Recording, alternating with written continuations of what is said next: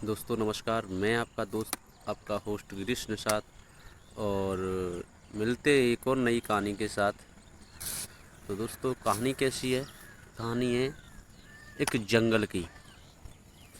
एक बहुत विशाल जंगल था, और जब राजाओं महाराजाओं का ज़माना था तो एक विशाल जंगल था। उस जंगल में एक पेड़ था, पीपल का। पीपल का पेड़ था, तो उस पेड़ पे एक बंदर और बंदरिया रहा करते थे। उस पीपल के पेड़ पे एक बंदर और बंदरिया रहा करते थे, और काफ़ी समय उन्हें रहते रहते हो गया था। वो सुबह से शाम तक घूमते और खाते पीते और शाम को उसी पेड़ पे आ जाते थे। तो एक दिन की बात क्या हुआ कि रात के ठीक 12 बज रहे थे, तो उनको अकस्मात और आकाशवाणी हुई।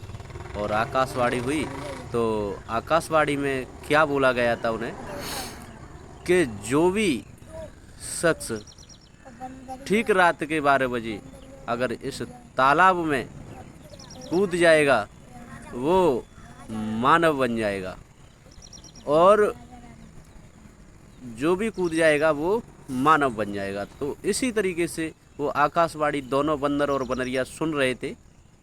तो बंदर बनरिया सुन रहे थे, तो उसी दौरान आकाशवाणी इतनी कह के वो ख़त्म हो जाती है।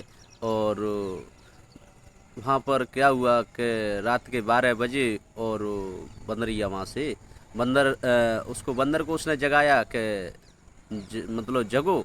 तो बंदर ने क्या किया कि बंदर ने बंदरिया को लात मार दी, और उसी दौरान रात के 12 बज रहे थे, और बंदरिया सीधी उसी तालाब के अंदर गिरी। और वो एक सुंदर, तो दोस्तों वो राजकुमारी बन गई थी। तो जब वो बंदर उछल कूद कर रहा था, तो उसी दौरान जो राजकुमारी ने कहा कि देखो बंदर और मैं, आप बनरिया, मैं तो बनरिया थी और आप भी बंदर थे।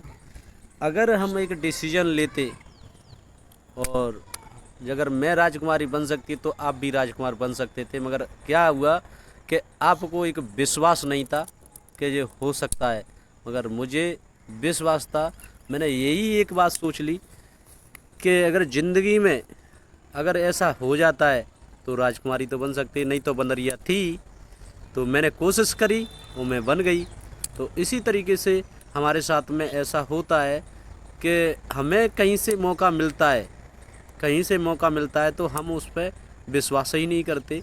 तो इस कहानी का मिस मेरा यही है कि आप कोई भी अगर व्यक्ति कहता है तो गलत नहीं कहता है, हो सकता है कि वो सही कह रहा हो। तो एक बार उस पर विचार करके ज़रूर देख लेना चाहिए। आपकी ज़िंदगी में काफ़ी अवसर आते हैं बढ़ने के लिए, मौके देते हैं लोग, मगर आप उन मौके को पहचानते नहीं हैं। तो दोस्तों इसी तरीके से यहाँ पर कोई भी अवसर आपको आए बढ़ने के लिए, आगे बढ़ने के लिए, तो आप अवसर को ठुकराएं नहीं, उसको अवश्य चेक करें। क्योंकि पता नहीं उस बनरिया से राजकुमारी बन सकती है, तो आपकी ज़िंदगी से गरीबी भी हट सकती है, आपकी ज़िंदगी से गरीबी भी हट सकती है। तो इसी तरीके से ये कहानी कैसी लगी उसे कमेंट बॉक्स में मुझे ज़रूर टाइप करना, जैसी भी लगी हो। और इन्हीं शब्दों के साथ मैं विराम लूँगा। जय हिंद, जय भारत, जय स्वामिनी लाइफ।